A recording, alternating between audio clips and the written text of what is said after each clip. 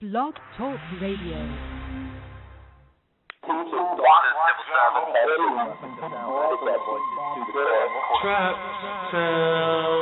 Trapper Boy is coming. Yeah, like right about now, give a shout out to my main man, Trapper Boy.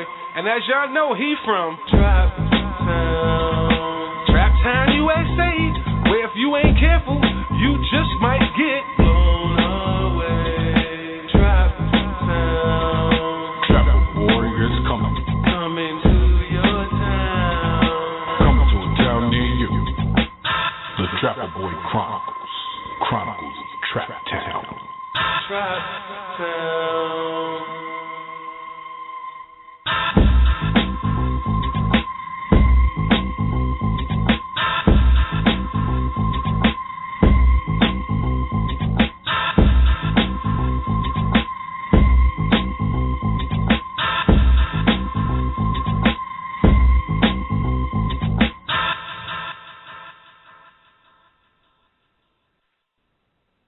Good afternoon.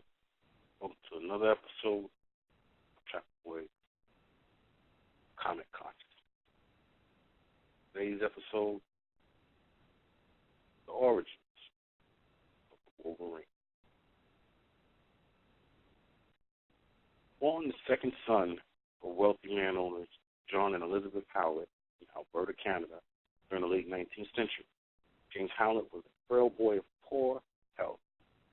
James was largely neglected by his mother, who was institutionalized for a time following the death of her first son, John Jr., in 1897. He spent most of his early years on the estate grounds and had two playmates that lived on the Howlett estate with him. Rose, a red-headed girl, who was brought in from town to be a companion to young James, and a boy nicknamed Dog, who was the son of the groundskeeper. Thomas Logan. Thomas Logan was an alcoholic and extremely abusive to his son. The children were close friends, but as they reached young adulthood, the abuse inflicted upon Dog warped his mind. His actions will lead to a tragic chain of events. It started as the three neared their adolescent years, the Dog made unwanted advances toward Rose, and James reported it to his father. In retaliation, Dog killed James' pet dog. This in turn resulted in the expulsion of Thomas Logan and Dog Logan from the estate. Thomas Logan, in his drunken stupor, invaded the Howlett estate with his son and attempted to take Elizabeth Howlett, implied to be his former lover, with him. John attempted to stop him, and Thomas Logan shot him cold blood. James Howlett had just entered the room when this occurred. For the first time, his mutation manifested. His claws extended from the back of his hands, and he attacked intruders with uncharacteristic ferocity, killing Thomas Logan and scarring Dog's face with 3 claw marks. Elizabeth Howlett, who was already an emotionally disturbed woman, took her life immediately afterward with a blast from Thomas' gun. Fearing for their safety, Rose fled the estate with James, who appeared to have been deeply traumatized and had somehow repressed or forgotten most of the memories of life back at the estate. Dog falsely reported to the police and James' grandfather that Rose had murdered John Howlett and Thomas Logan. The eldest Howlett shunned James, and with no family left, took Dog in as his ward. However, Dog was already a burgeoning psychopath, and it was too late for his character to evolve down any other path. In the years that followed, James and Rose took refuge in a British Columbia mining colony under the guise of being cousins. James also assumed the name of Logan in order to hide his identity.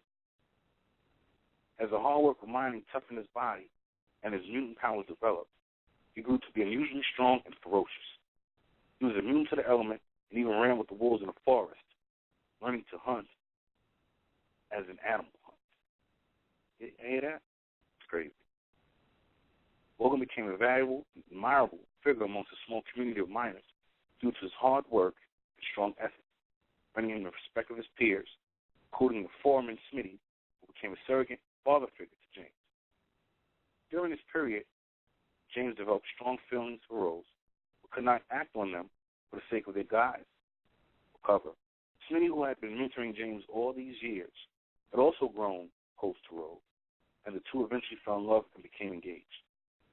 Much to the scorn and surprise of James, who later accepted the situation for the sake of Rose's happiness.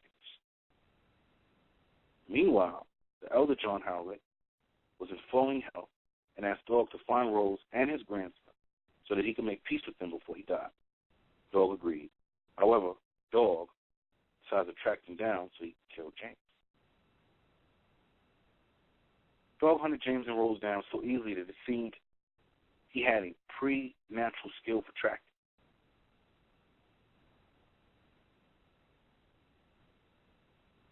On the night that Smitty was due to leave the mining town with Rose, Dog, who bears an uncanny resemblance to Logan's future nemesis, Sabretooth, finally found and confronted James.